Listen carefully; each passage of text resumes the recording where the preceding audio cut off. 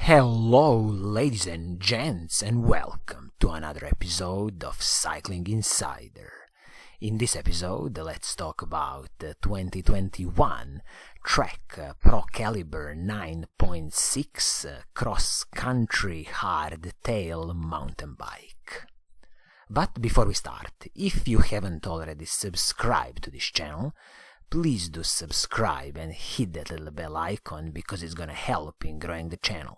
And of course, if you are already a subscriber, then definitely thank you.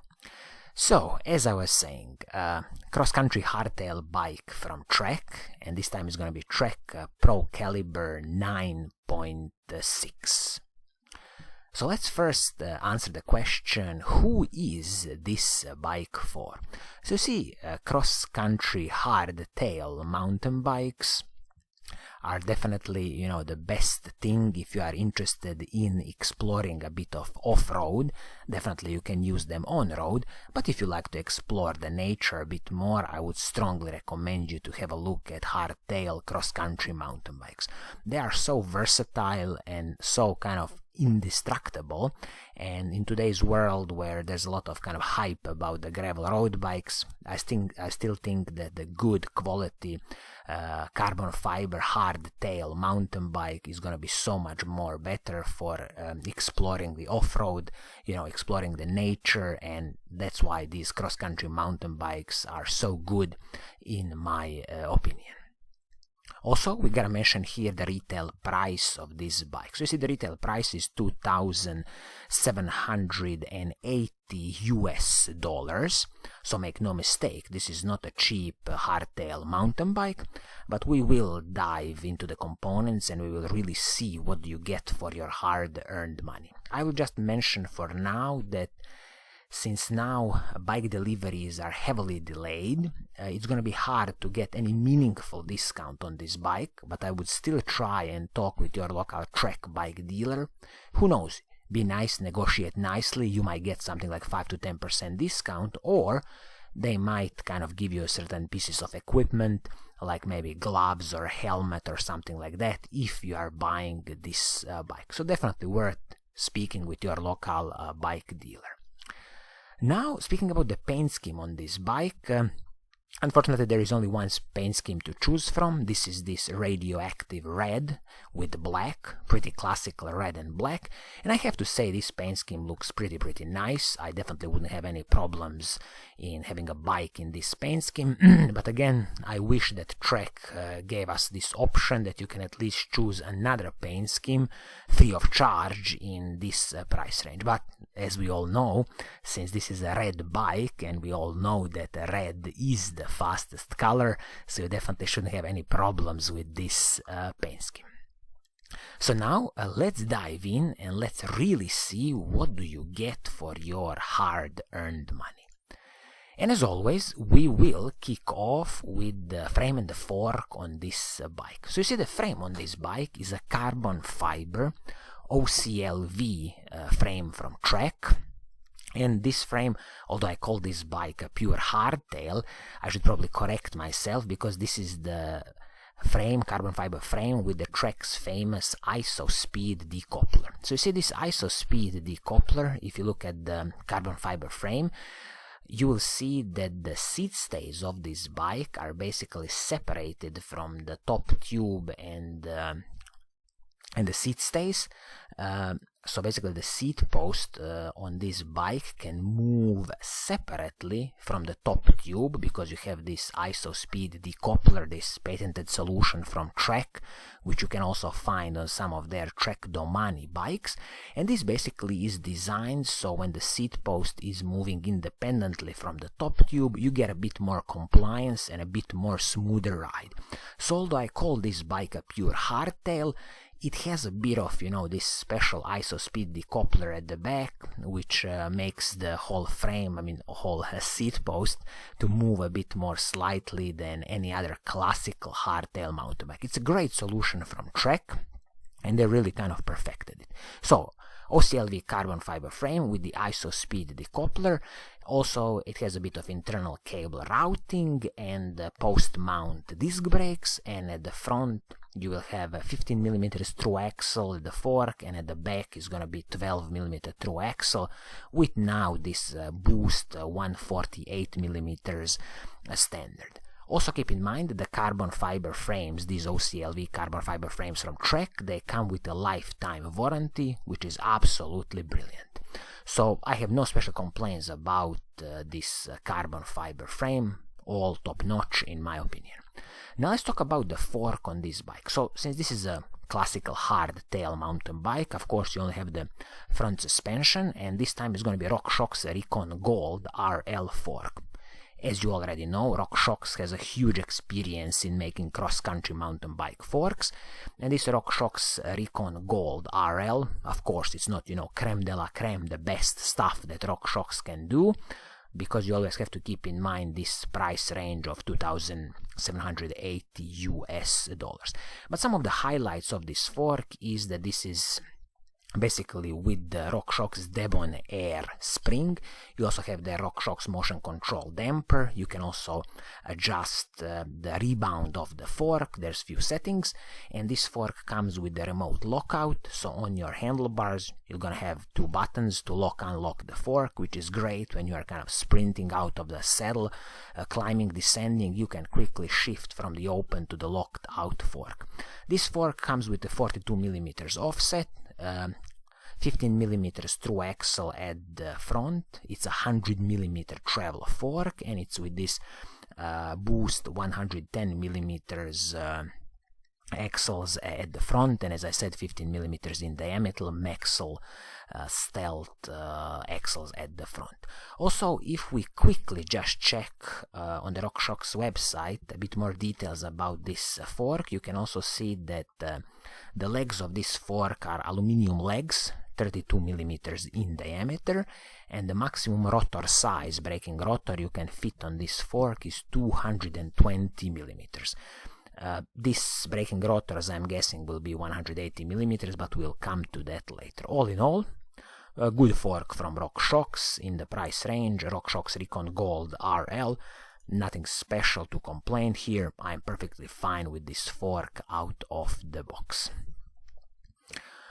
Now let's talk about the wheel set on this bike. So you see the front and the rear wheel are the Bontrager Co-V Comp 23. So Bontrager is an in-house brand of Trek, and this wheel set is a classical aluminum wheel set. What do I mean by that? I mean classical aluminum rim. This is a tubeless ready wheel set. You see it has a 6-bolt system for your braking rotors, so it's not a center lock disc brakes. This wheel set, of course, 15mm through axle at the front with the boost 110mm standard, and at the back you will have 12mm through axle with the boost 148mm standard. As I said, a tubeless ready wheel set, and the hubs on this wheel set are again from Bontrager, in-house production from Trek, Bontrager alloy hubs with the sealed bearings. I can't comment anything special here about the durability of these hubs. I'm guessing they are just gonna be decent out of the box, but then again, nothing special. Also, as I see here, these wheels are wrapped with the Bontrager XR2 team issue tires. Again, tubeless ready tires. These are 2.2 inch tires, 29 inch is the whole wheel. That's standard stuff today. And also I would mention here that you will get the Bontrager's sealant, valves, everything included with this whole package, which is very, very good, because if you want to turn your wheel set immediately into the tubeless ready, you have all the tools available. Also, this wheel set has a 23mm inner width of the rims, and the rims are with 28 holes in the spokes, front and the back. So I mean, just a decent wheel set. Don't expect anything special from this aluminum wheel set. Also, they don't mention the total weight of this wheel set, but I would expect closer to 2 kilograms in total. Also, when it comes to this whole frame, They are mentioning here that you can accept up to 2.4-inch tires, although when you look at the RockShox specifications for the Recon Gold fork, they are saying that you could fit up to 2.8-inch tire at the front without the fenders. So just keep that in mind, but even this 2.2 tire that's included out of the box, perfectly fine, a lot of air volume, you definitely won't have any problems with that. Now let's talk about the drivetrain on this bike. So shifters and the rear mech. As you see, there's no front mech because this whole system is 12-speed group set, 1x12, so one chainring at the front, 12 speed at the back. So starting from the shifters, you are getting a superb Shimano SLX M7100 shifters, top notch, no complaints here. And at the back you are getting a superb Shimano XT M8100 rear mech, which is a long cage one, which can accept up to 51 tooth cassette. So just a little recap here. When you look at the Shimano mountain bike group set, at the top is the Shimano XTR, then below you have Shimano XT, then below Shimano SLX, and then below Shimano Dior. So this shifter and the rear mech, so shifter is Shimano SLX, rear mech Shimano XT, absolutely superb choice, I have no complaints here. Now let's talk about the crankset. So you see this crankset is the Shimano's MT611 crankset, 30-tooth single steel ring at the front, and in these sizes from like medium to XXL it's gonna be 175mm length of the cranks. So you see this crankset MT611, if we quickly check with Shimano's specifications, I'm looking here at the MT610, but it's the same thing. So it's a two-piece crankset, a 12-speed crankset, and for this crankset, depending on the number of tooth at the front, for example, if this one is 30 tooth at the front, the total weight of the crankset is going to be 758 grams, and this is on the Shimano SLX level crankset, so Shimano SLX M7100 series crankset. You have it in different options, 30 tooth, 32 or 34 chainring combinations, so maybe if you have a bit more power you want to switch from this 30 tooth to maybe 32 or 34 in the future. But out of the box, absolutely no complaints about this crankset, perfect stuff. Bottom bracket is the press fit Shimano bottom bracket, 92mm, Shimano's MT500. I'm not expecting any problems here with any creaking noises. Now let's talk about the cassette and the chain.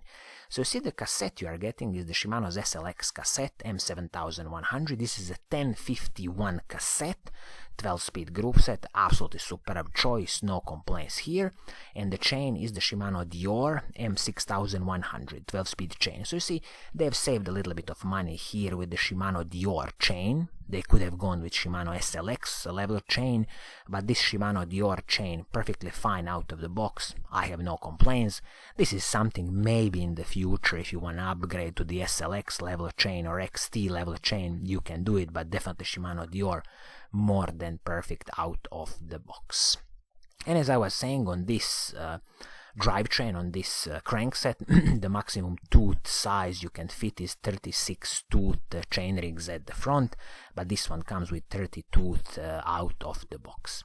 Now let's talk about some smaller components. Saddle at the seat post. So you see the saddle on this bike is again Bontrager's own production, Bontrager Arvada. Nothing special to say here. Saddles are a personal preference. If you don't like this one, then definitely keep your preferred saddle, mount it on this bike and use it as long as possible. Now we come to the seat post. This is a Bontrager Comp aluminium seat post, 31.6mm in diameter. This is a bit of disappointment in my opinion. Trek should have included a carbon fiber seat post on this bike, and this would be the first thing I would change in the future. I would immediately buy myself a decent carbon fiber seat post and fit it. Simple reason is that carbon fiber seat post is gonna contribute so much to the smooth ride of this bike. It doesn't matter that this bike comes with the ISO speed decoupler, you still want a good carbon fiber seat post in my opinion. Now let's talk about the handlebars. Handlebars are a classical aluminium handlebars from Bontrager Comp aluminium handlebars. 720 millimeters or 750 millimeters wide, depending on the size of the frame. Perfectly fine handlebars, no complaints here, and I'm totally fine with alu handlebars.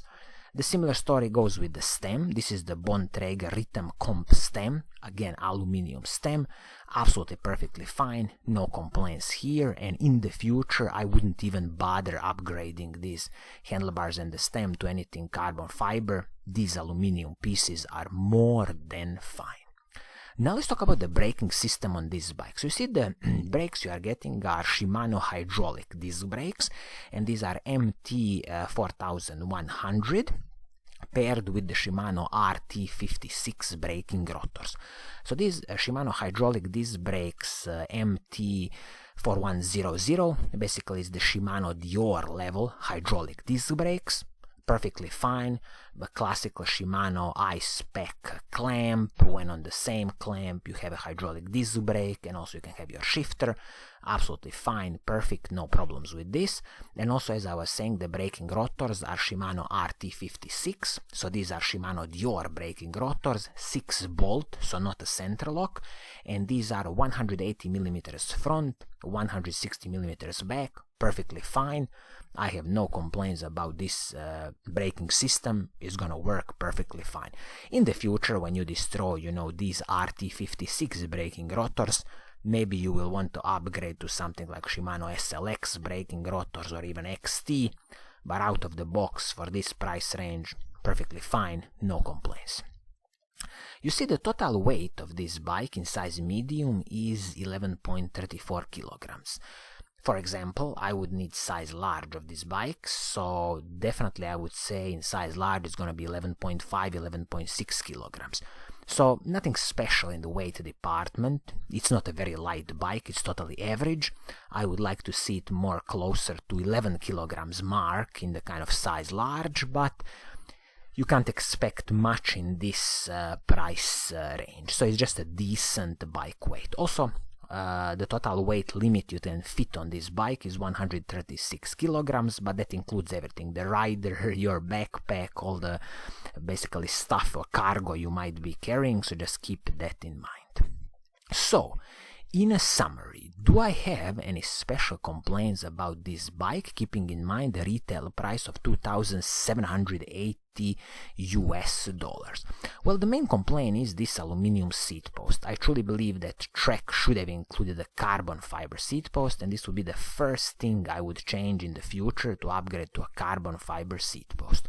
Also, just keep in mind that in the future, if you are doing some small upgrades to this bike, maybe you will want to upgrade the wheels in the future if you want to have a bit more better hubs on your wheels, or maybe these braking rotors, once when you destroy them, maybe you want to upgrade to the Shimano SLX braking rotors.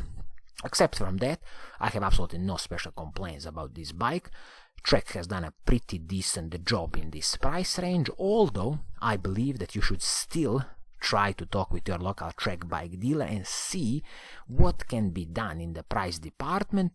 Maybe you get surprised, maybe you get 5 to 10% discount, you never know. It's worth talking with your Trek bike dealer. So, I think this is going to be it for today. I hope you like what I'm doing, and if you do, please do subscribe and hit that little bell icon so you're always notified when I make a new video. And as always, I will see you soon in the next episode. Pura Vida!